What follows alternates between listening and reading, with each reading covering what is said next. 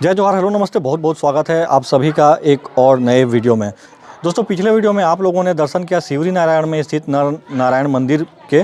आज के इस वीडियो में मैं आप लोगों को दिखाने वाला हूं, बताने वाला हूं नर नारायण मंदिर के सामने में ही स्थित केशव नारायण मंदिर के, जहां पे माता सबरी जी का भी जो मूर्ति है प्राचीन समय का बना हुआ, वह मूर्ति आज भी विद्यमान है। मंदिर की जो बनावट है, प्राचीन समय की मूर्तियाँ जो हैं यहाँ पे बहुत ही सुंदर और बहुत ही भव्य बना हुआ है, मन को मोहित करने वाला बना हुआ है। तो आइए शुरू करते हैं आज का यह वीडियो।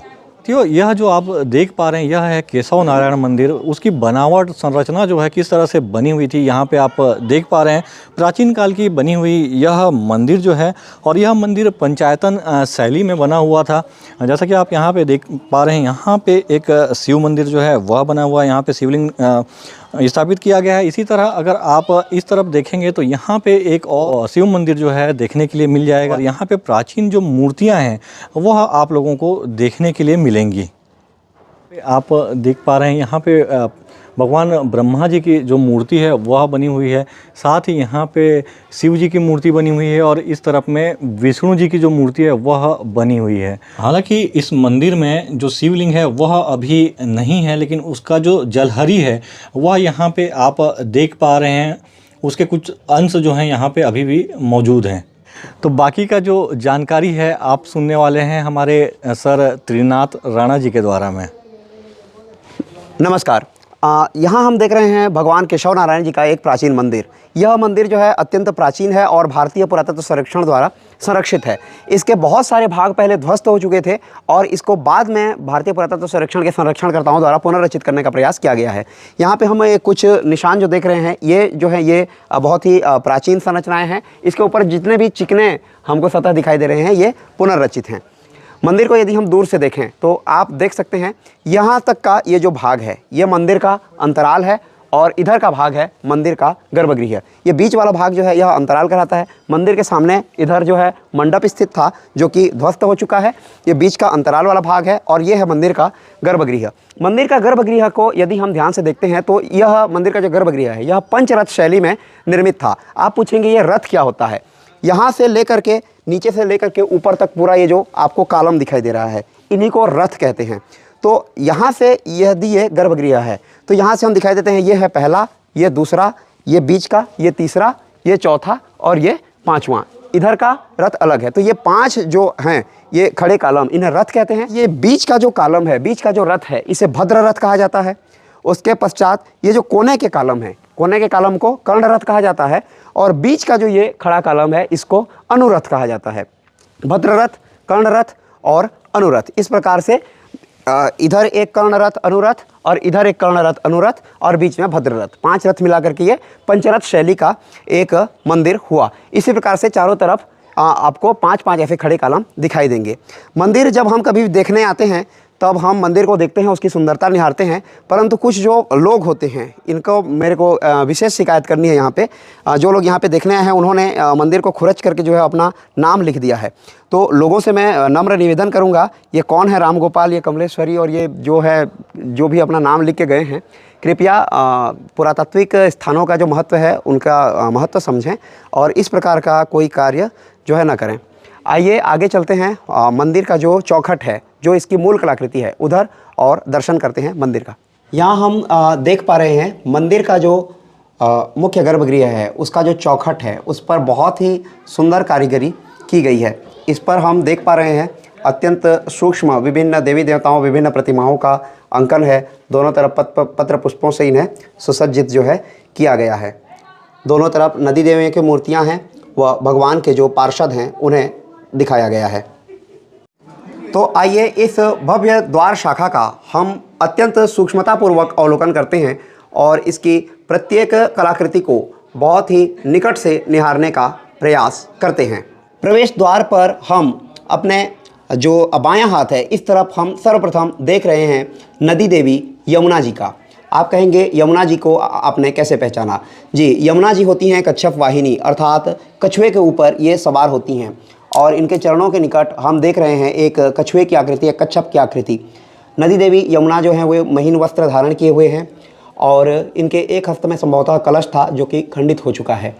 और ठीक इसी प्रकार दूसरी ओर हम देख पा रहे हैं मकर वाहिनी गंगा जी। गंगा जी के हाथ में भी कलश था जो खंडित हो चुका है, और नदी देवी गंगा महीन वस्त्र धारण किए हुए, इनके चरणों के निकट, चरणों के नीचे मकर की आकृति, उनके नीचे एक भारवाहक गण, जहाँ पर नीचे नदी देवी यमुना एवं दूसरी ओर नदी देवी गंगा हैं। इनके दोनों ओर भगवान के दो दो पार्षद हमें दिखाई दे रहे हैं। अग्नि पुराण के अनुसार ये पार्षद हैं चंड, प्रचंड, वत्सदंड और विश्वक्सेन। नदी देवियों व द्वारपालों की प्रतिमाओं के ऊपर अत्यंत सूक्ष्म कलाकृतियों की अनेक पंक्तियां यहाँ हम देख पा रहे हैं। सर्वप्रथम हम इधर देख रहे हैं एक मालिका धारण किए हुए प्रतिमा, उसके ऊपर शस्त्र धारण की हुई प्रतिमा, उसके ऊपर एक वानर की प्रतिमा, एक नायिका प्रतिमा, इस प्रकार अनेक प्रतिमाएं यहाँ पर हम देख सकते हैं। द्वितीय पंक्ति में अब अत्यंत सूक्ष्म लता का अंकन है, उसके ऊपर पुनः लताओं के मध्य विविध प्रकार की आकृतियाँ हम यहाँ देख पा रहे हैं। इसी प्रकार लताओं के मध्य द्वितीय पंक्ति जो तनिक उभरी हुई है एवं वक्राकार है, इसके भीतर इस वक्र पंक्ति में अनेक प्रतिमाएं हम यहाँ पर देख पा रहे हैं। इसके पश्चात पुनः लताओं के मध्य विभिन्न प्रकार की प्रतिमाएं हम यहाँ पर देख पा रहे हैं। इस प्रकार की प्रतिमाओं की पंक्ति दूसरी ओर भी हमें दिखाई देती है, और संपूर्ण द्वार शाखा में इस प्रकार की प्रतिमाएं यहाँ पर अंकित हैं। द्वार शाखा की जो अंतरतम शाखा है, ये अपने आप में विशिष्ट है, जहाँ पर नदी देवी यमुना जी अर्थात नदी देवियों का जहाँ पर अंकन है, नदी देवी यमुना जी के ऊपर एवं गंगा जी के ऊपर भगवान चतुर्भुजी विष्णु की इस प्रकार पंक्तिबद्ध प्रतिमाएं अंकित की गई हैं। एक बारगी देखने पर सभी प्रतिमाएं शंख, चक्र, गदा व पद्म धारण किए हुए हैं, अतः समस्त प्रतिमाएं भगवान विष्णु की हैं, परंतु ऐसा नहीं है। अग्नि पुराण में भगवान विष्णु के विविध आयुधों को धारण करने का जो क्रम है, उसके आधार पर इनके जो स्वरूप हैं वे भिन्न भिन्न होते हैं, अतः इन सभी प्रतिमाओं के भिन्न भिन्न नाम हैं व इनके भिन्न भिन्न विज्ञान हैं। भगवान का वराह स्वरूप के ऊपर हम देख पा रहे हैं भगवान का नृसिंह स्वरूप हिरण्यकश्यपु का पेट चीरते हुए। उनके ऊपर हम देख पा रहे हैं भगवान का वामन स्वरूप छत्र धारण किए हुए व यज्ञोपवीत धारण किए हुए। इन सभी के नाम हम वर्तमान में आपको बताने वाले हैं। यहाँ हम जो प्रथम प्रतिमा देख रहे हैं ये है भगवान संकर्षण। द्वितीय प्रतिमा जो देख रहे हैं इनके ऊपर ये है जनार्दन, और जो सबसे ऊपर ये जो प्रतिमा है ये है भगवान प्रद्युम्न। ये भगवान नारायण के ही रूप हैं, और इनके पार्श्व में भगवान के तीन और रूप यहाँ पर दिखाए गए हैं। सबसे नीचे जो हैं ये हैं भगवान वासुदेव, उनके ऊपर यह भगवान नृसिंह जी के ऊपर हैं भगवान अनिरुद्ध। ये जो कालम है इधर तो 24 जो भगवान के व्यूह स्वरूप हैं 24 उधर है, लेकिन इधर जो है भगवान के अवतारों में हम यहाँ नीचे देख रहे हैं भगवान बलराम जी का, भगवान का बलराम अवतार जो अपने हाथ में हल लिए हैं, ये हल आपको दिखाई दे रहा होगा। इसके ऊपर जो भगवान का स्वरूप है उसमें एक और धनुष दिखाई दे रहा है और दूसरी ओर फरसा दिखाई दे रहा है, परशु जिसको कहते हैं। यह है भगवान का परशुराम अवतार, और ऊपर में हम देख रहे हैं भगवान के एक हाथ में धनुष है, दूसरे हाथ में तीर है। यह है भगवान का राम अवतार। अब 24 व्यूह अवतारों में जिनका उल्लेख जो है अग्नि पुराण के 48वें अध्याय में है, इसमें हम पुनः देखते हैं कि यहाँ पर भगवान नृसिंह स्वरूप जो है चक्र, पद्म, गदा और शंख, इस क्रम में ये भगवान नृसिंह हैं। इनके ऊपर जो है भगवान का जो स्वरूप है इनका नाम है भगवान अधोक्षज, और ऊपर हैं सुरेश्वर पुरुषोत्तम। ठीक इसी प्रकार इनके पार्श्व में भगवान के तीन और स्वरूप हम देखेंगे। जो नीचे जो प्रतिमा है शंख और गदा, पद्म और चक्र, ये हैं भगवान कृष्ण। इस स्वरूप को हम कृष्ण कहेंगे।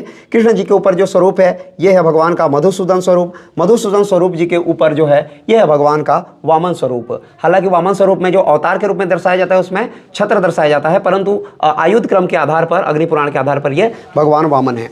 इसके अतिरिक्त हम जो है द्वार शाखा का जो आंतरिक भाग है, आंतरिक भाग में जब हम देखते हैं तब भगवान के आंतरिक भाग में भी भगवान के विविध आयुध धारण किए हुए प्रतिमाएं हैं। इस क्रम में जो नीचे की, सबसे नीचे की जो प्रतिमा है, यह प्रतिमा है भगवान केशव की।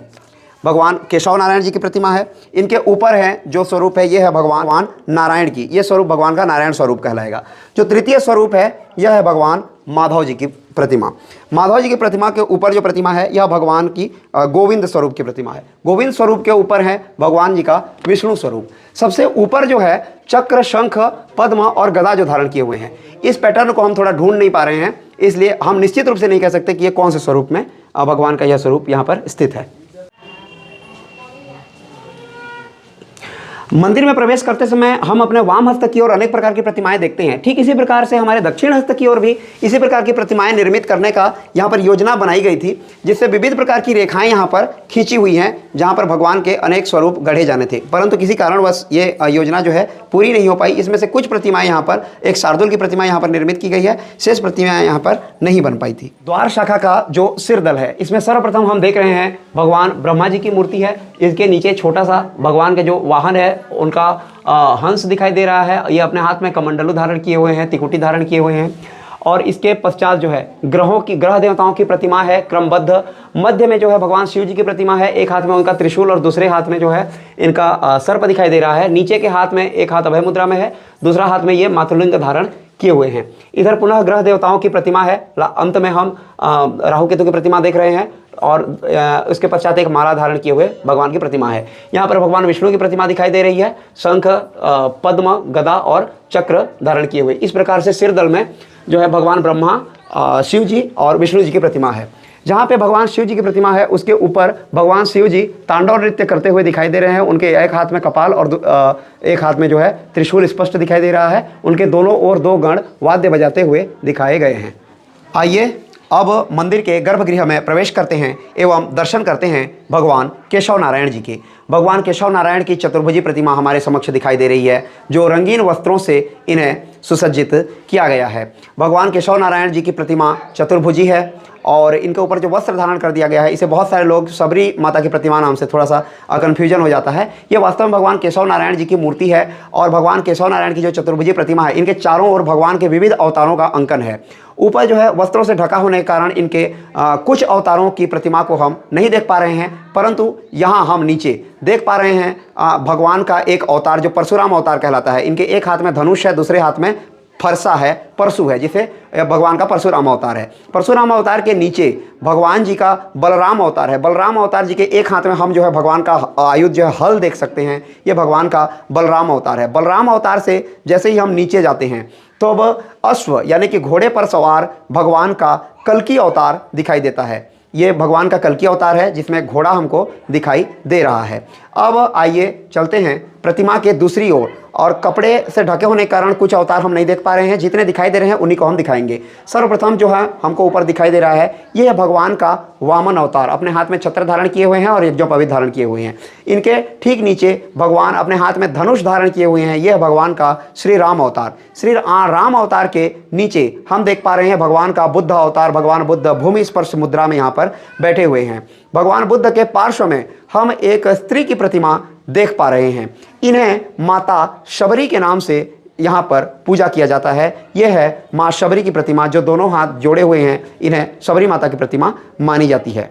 यह जो अवशेष हैं यह प्रतीत होता है कि प्राचीन समय में पुजारी जो हैं यहाँ के, उनका यह निवास स्थान या भोजन बनाने का कक्ष रहा होगा। और इसी तरह यहाँ पे आप देख सकते हैं, यहाँ जो शिवलिंग है, शिवलिंग का जो जलहरी है वह यहाँ पे रखा गया है। दोस्तों, उम्मीद है आप लोगों को आज का यह केशव नारायण मंदिर का यह वीडियो पसंद आया होगा। यहाँ की प्राचीन मूर्तियाँ और प्राचीन कलाकृति देख के आपका मन जो है मंत्रमुग्ध हो गया होगा।